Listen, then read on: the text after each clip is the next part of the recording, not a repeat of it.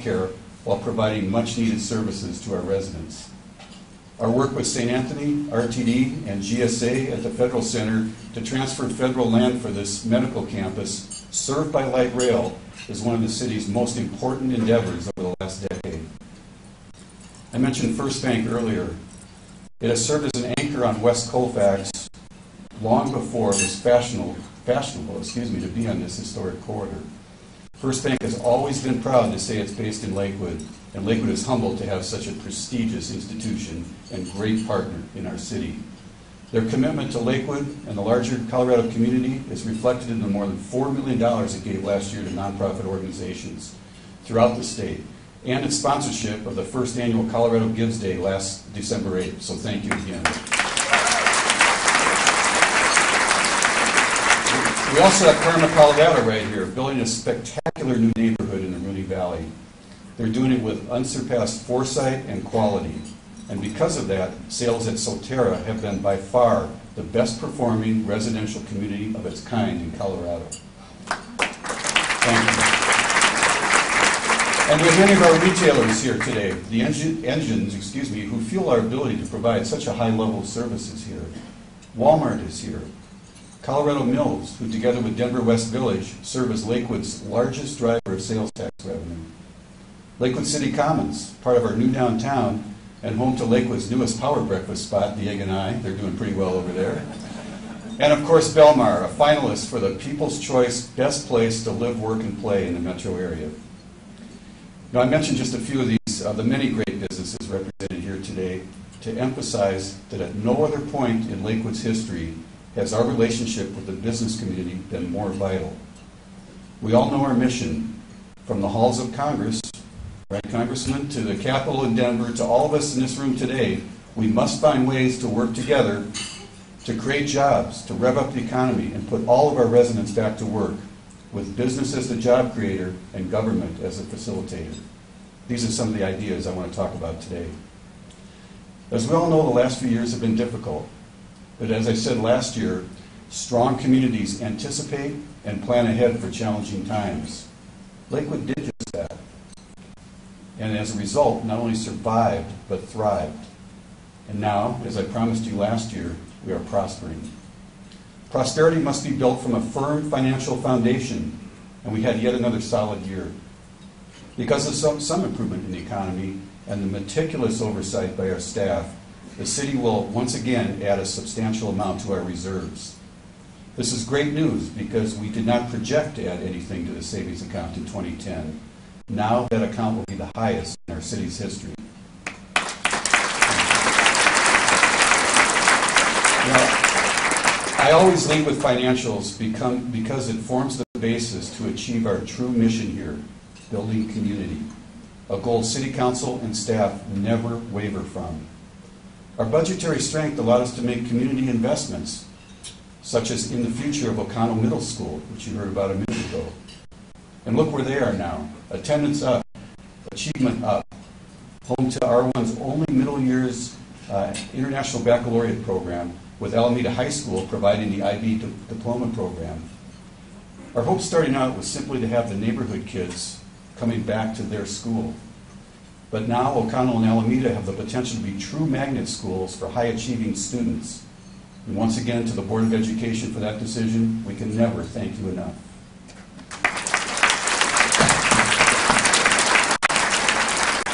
Our strength also allowed us to make other significant investments in our community. We've been able to undertake a $2 million program to fill in important missing sidewalk links and join with Jeffco, RTD, and Golden to complete the bike trail around Green Mountain to Red Rocks Community College. In the near future, we'll be building sidewalk links to our new light rail stations. In another community investment, the city was able to participate in and contribute to the efforts that launched Jefferson County's first Boys and Girls Club.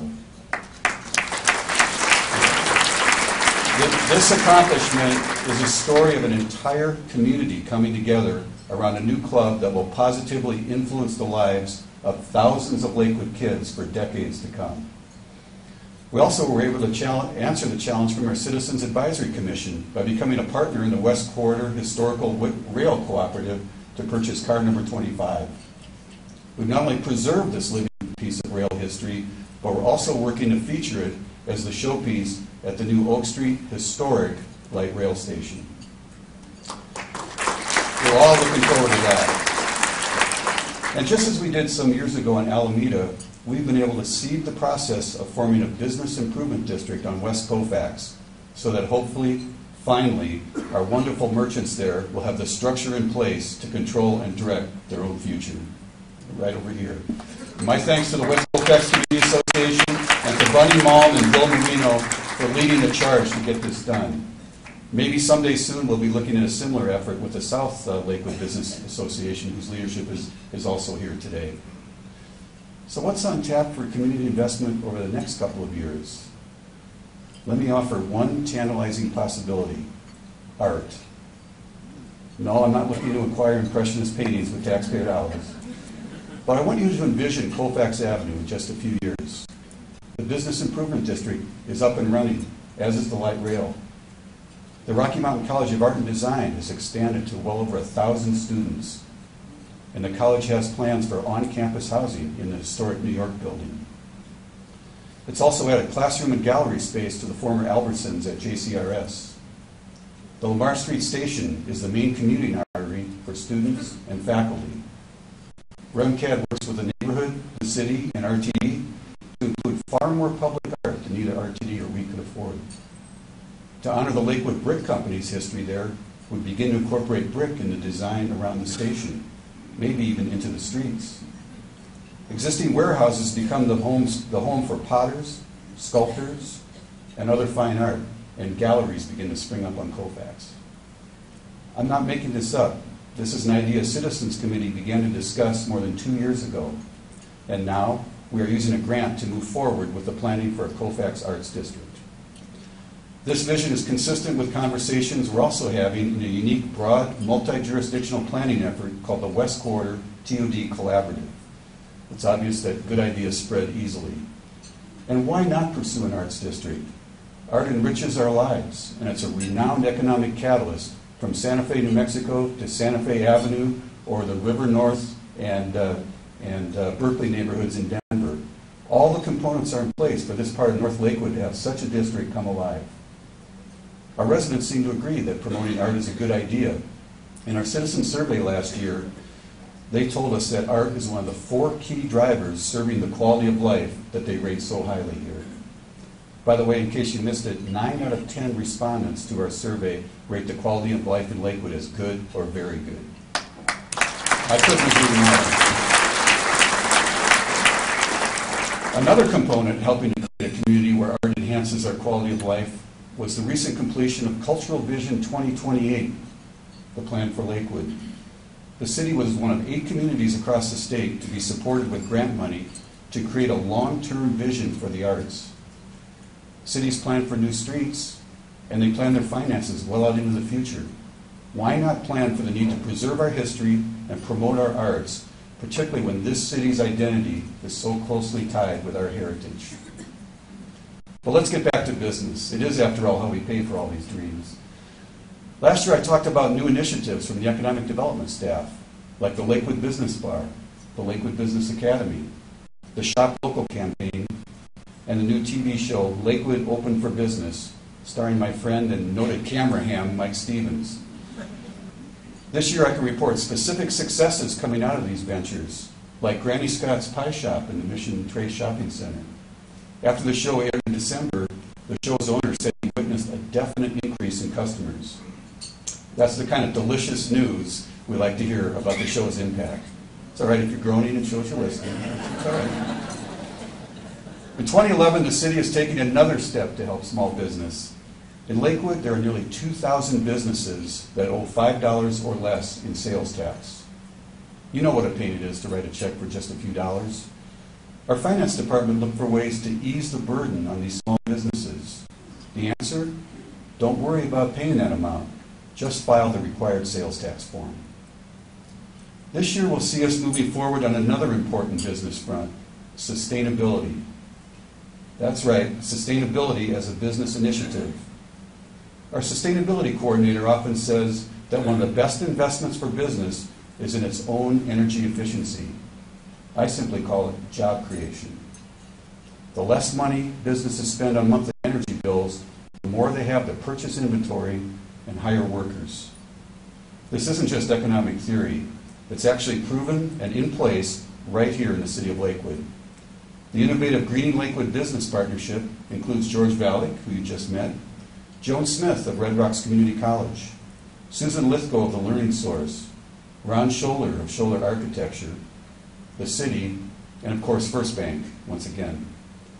Joan developed energy auditing, retrofitting, and financing curriculum for Red Rocks. Susan and Ron designed a complete renovation of the Learning Source building, and with First Bank's assistance, the changes are now in place. The results, a $3,500 monthly energy bill is now down to $200, and the solar panels have not even been installed yet.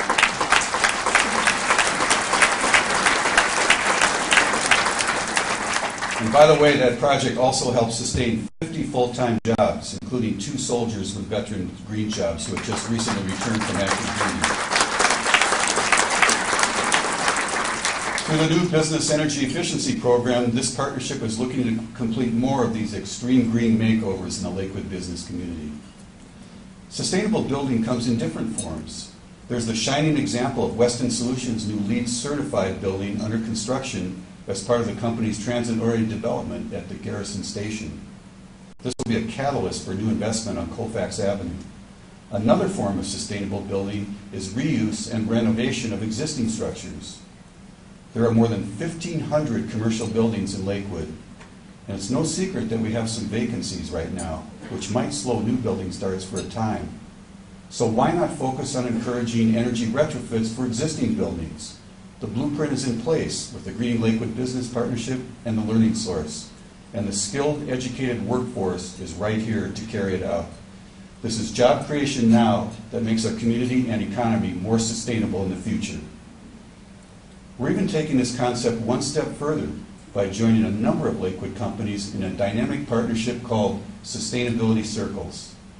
Under the leadership of internationally renowned sustainability leader Hunter Lovins and her company, Natural Capitalism Solutions, the goal is to find better ways to bring energy efficiency to the bottom line. Today's younger workforce is telling their employers 2 things relevant to our conversation here today. Number 1, they want to work near transit. And number 2, they want to live and work in an energy efficient environment. Who's in a better position than Lakewood to deliver on these requests? At the end of the day, greener buildings produce higher rents and a happier, more productive workforce. The City Council continues to provide clear direction that we see a nexus between sustainability and economic development. If we focus on these goals, we can all make Lakewood home to a creative workforce that will allow us to be prosperous, desirable, and a wonderful community for decades to come. Some of our newest and most exciting economic development projects are consistent with these sustainability goals because they feature reuse of existing buildings, by itself one definition of sustainability. In addition to REMCAD's efforts at JCRS, the New York building, JCRS and the New York building, Jefferson County is working to create a service center for residents at the former Westland Target site.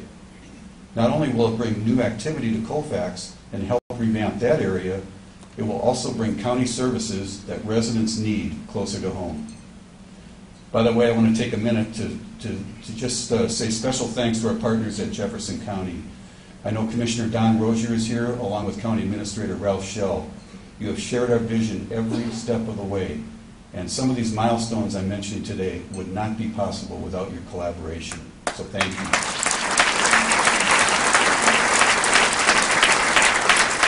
And we also want to thank outgoing Commissioner Kevin McCaskey for his leadership in economic development. And we look forward to working with Kevin in his new position as President and CEO of Jefferson Economic Council, started just a couple of days ago. We're also working with GSA's Regional Administrator, Sue Demore, on the topic of sustainability. Sue is visionary and passionate about the subject, and she walks the talk in her own life. She's committed to making Lakewood's Federal Center the greenest of any federal facility in the country. Earlier I mentioned the importance of the St. Anthony Medical Campus.